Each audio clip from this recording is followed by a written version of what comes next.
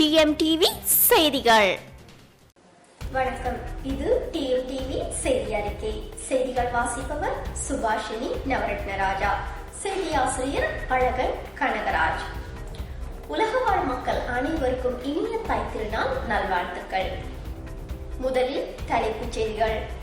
உழவர் திருநாளை உலகவாழ் தமிழர்கள் வெகு விமர்சையாக கொண்டாடினர்.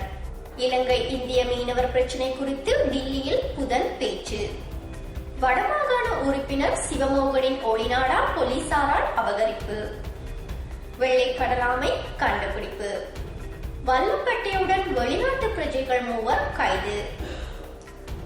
80 வயது முதியவர் 60 வருடங்களாக குளிக்காமல் சாதனை. இனி விரிவான செய்திகள். உலகவாழ் தமிழர்கள் இன்று தைப்பொங்கல் திருநாளை வெகு விமர்சையாக கொண்டாடினர்.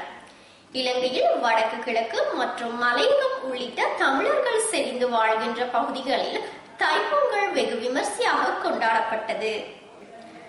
நாட்டுக்கும் மக்களுக்கும் நல்லாசி வேண்டி ஆலயங்களில் விசேட பூஜை வழிபாடுகள் இடம்பெற்றதுடன் சூரியனுக்கு தமது நன்றிகளை தெரிவித்துக் கொண்டனர். இலங்கையில் தேசிய தைப்பொங்கல் வைபவம் மட்டக்களப்பு மாமங்கேஸ்வரர் ஆலயத்தில் பிரதமர் தி.மு. ஜெயரத்ன தலைமையில் நடைபெற்றது.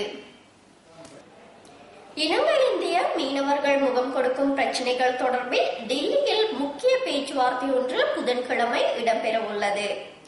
இந்த பேச்சுவார்த்தையில் பங்கேற்பதற்காக மீன்பிடித்துறை அமைச்சர் ராஜித்ர சேனாரத்ன டில்லிக்கு பயணமானார்.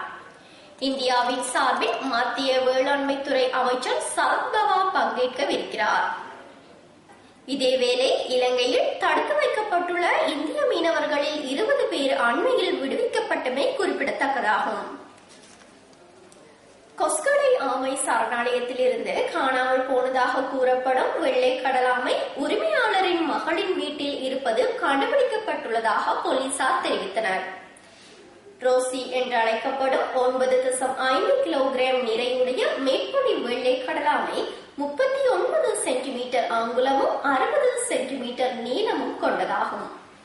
அருகான இந்த கடலாமை காணாமல் போனதாக டிசம்பர் 12ஆம் தேதி போலீசில் முறைப்பாடு செய்யப்பட்டிருந்தது. இந்த கடலாமையை 4 கோடி ரூபாவுக்கு தருமாறு வெளிநாட்டவர் ஒருவர் விலை பேசியதாகவும் அதனை தாங்கள் விற்கவில்லை என்றும் கடலாமை பாதுகாப்பு மத்திய நிலையம் தெரிவித்திருந்தமை குறிப்பிடத்தக்கதாகும். முள்ளியவளையில் நடாத்திய கலை நிகழ்ச்சிகளை பதிவு செய்த தனது வீடியோ கேமராவின் ஒளிநாடாவை முள்ளியவளை போலீசார் அபகரித்து சென்று விட்டதாக வடமாகாண சபையின் தமிழ் தேசிய கூட்டமைப்பு உறுப்பினர் வைத்திய கலாநிதி எஸ். சிவமோகன் தெரிவித்தார்.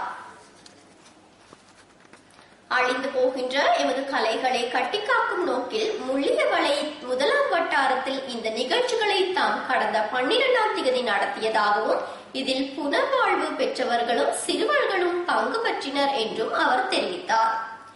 இந்நிலையில் ஐநா மனித உரிமைகள் பேரவையில் சமர்ப்பிக்க வடமாகாண சபை உறுப்பினர் வைத்திய கலாநிதி சிவமோகன் ஆவணப்படம் தயாரிக்க முயன்றதாக எங்களுக்கு தகவல்கள் கிடைத்தன என்றும் இதனை அடுத்தே நாம் அவருடைய வீடியோ கேமராவின் ஒளிநாடாவை கைப்பற்றினோம் என்றும் முள்ளியவளை போலீசார் தெரிவித்தனர். வவுனியா மகாகச்சக்கொடி பிரதேசத்தில் உள்ள புராதன விகாரைக்கு அருகாமையில் புதையல் தோண்டிய 5வரை போலீசார் கைது செய்துள்ளனர். சந்தேகத்திற்கிடமாக சிலர் புராதன விகாரை அமைந்துள்ள பகுதிக்கு சென்று வருவதை அவதானித்த அப்பகுதி மக்கள் போலீசாருக்கு வழங்கிய தகவலை அடுத்து அவர்களை கைது செய்துள்ளதாக போலீசார் தெரிவித்தனர். கைது செய்யப்பட்டவர்களிடம் விசாரணைகளை மேற்கொண்டு வருவதாகவும் அவர்களை நீதிமன்றத்தில் ஆஜர்படுத்த நடவடிக்கை எடுக்க உள்ளதாகவும் போலீசார் தெரிவித்தனர்.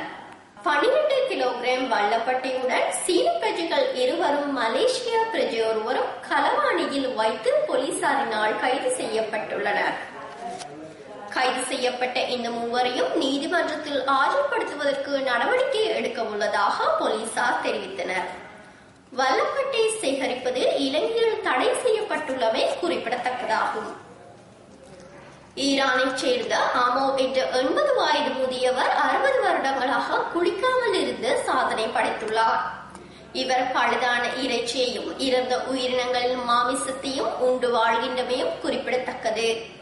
இளம் வயதில் தான் எதிர்கொண்ட கசப்பான அனுபவங்களை அடுத்து சமூகத்திலிருந்து தன்னை தனிமைப்படுத்திக் கொண்ட இவர் இவ்வுலக வாழ்க்கையை வெறுத்து பற்றற்ற துறவியின் நிலையில் வாழ்ந்து வருகிறார்.